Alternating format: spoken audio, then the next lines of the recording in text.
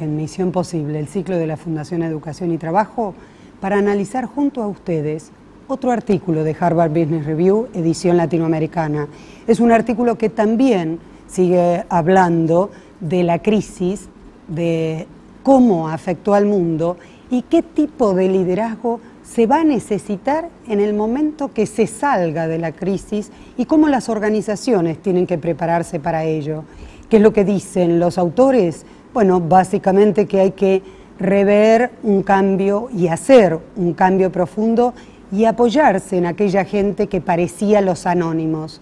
Tuvimos distintos veranos pensando que salíamos de la crisis. Sin embargo, lo que ellos postulan es, cuidado, hay que analizar profundamente y hay que sumar algo que estábamos con nuestros invitados hablando fuera de cámara, que es el arte de la experiencia y de la intuición, además de todo lo que uno puede saber, digamos, por la formación académica o por la formación, digamos, valga la redundancia, formal. ¿Qué es lo que dice entonces? Decíamos, analizar el cambio profundo que necesitan y que se deben hacer en las organizaciones. ¿Qué deben hacer los líderes? Los líderes lo que deben hacer es fomentar la adaptación de su gente, ayudando a las personas a desarrollar las prácticas del futuro, cuidado, que permitan a la organización prosperar en el nuevo entorno, incluso mientras que siguen usando solo las mejores prácticas, pero que se adecúen al éxito presente. Para hablar de estos temas de liderazgo y de cómo las organizaciones se adecúan, enfrentan y cambian ante las crisis, es que hemos invitado al ingeniero Carlos Bacher, que es vicepresidente ejecutivo de Techint Construcciones, Ingeniería y Construcciones, y al doctor Hugo Dragonetti, que es el presidente de Panedile Argentina, que también es de construcciones. Vamos a decir que Dragonetti fue subsecretario de Coordinación y Política de la Secretaría de Obras Públicas de la Nación, subsecretario de Transporte de la Marina Mercante y de Obras Públicas, ex asesor de presidencia de la Caja de Ahorro y Seguro, ex presidente del Banco Nacional de Desarrollo, director de distintas empresas públicas y privadas. Y Carlos, todo tu currículum no lo voy a decir, simplemente que hoy, además de ocupar los distintos directorios de las empresas del Grupo Techint, fue director general de servicios de Techint Brasil, de Ferroexpreso Pampeano, distinto tipo de empresas de la organización. ¿Cómo reaccionaron y siguen reaccionando las empresas a los coletazos de la crisis o, digamos, esta crisis? Carlos. Sin duda la crisis esta ha sido muy fuerte y un poco la lección que nos queda y nos deja es que estamos en un mundo muy dinámico y muy cambiante y algo que el mundo pensaba que no podía suceder aconteció y sucedió de golpe. Más allá de la sensación que tiene el mundo hoy que estamos saliendo de la crisis, hay que prepararse para un mundo muy fluctuante y dinámico.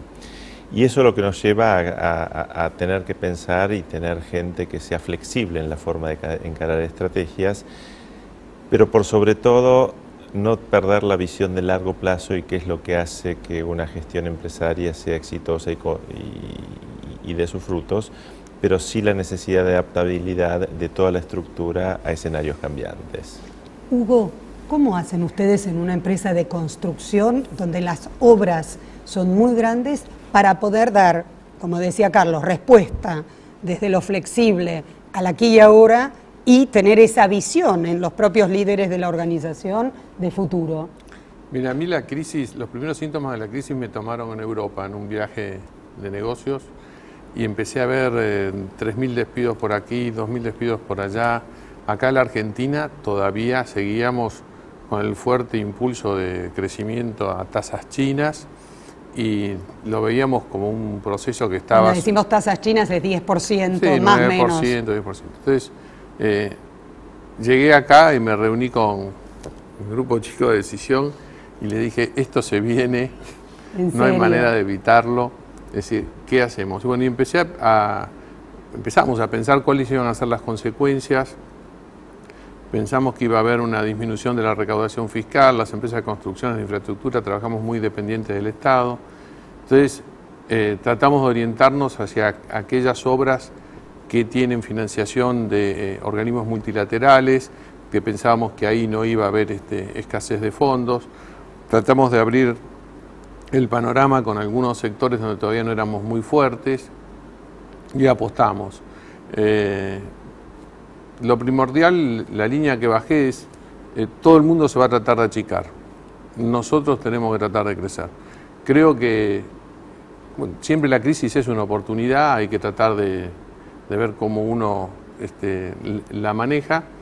Y yo creo que la manejamos relativamente bien, porque el 2009, el año que pasó, con una economía estancada o en retroceso, nosotros crecimos un 50% de la facturación. Arriesgamos, compramos algunos equipos pensando que iban a salir determinadas obras, equipos que tienen plazos de entrega, principalmente la minería, de 6 meses. Y bueno, los compramos, los trajimos y finalmente salieron los contratos y la pegamos. Se concretaron. Pero bueno, creo que lo fundamental es anticiparse.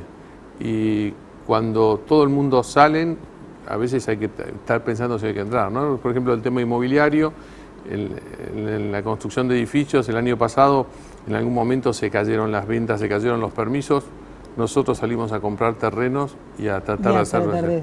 Y finalmente, hacia fin de año, se vio una gran reacción, se vende todo, es decir, bueno.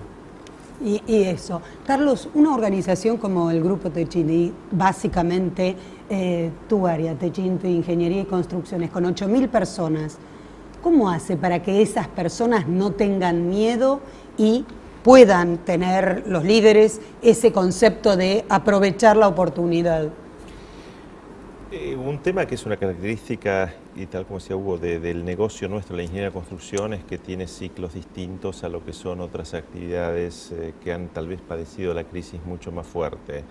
Si uno piensa que en el negocio nuestro, desde que se planifica un proyecto, se estudia y se ejecuta, es un ciclo de años, los contratos también son ciclos que duran años. Por eso las crisis a nosotros creo que en el corto plazo nos ha afectado menos. Nos preocupa cómo va a afectar esto en la crisis en el mediano plazo, donde va a dejar su impronta.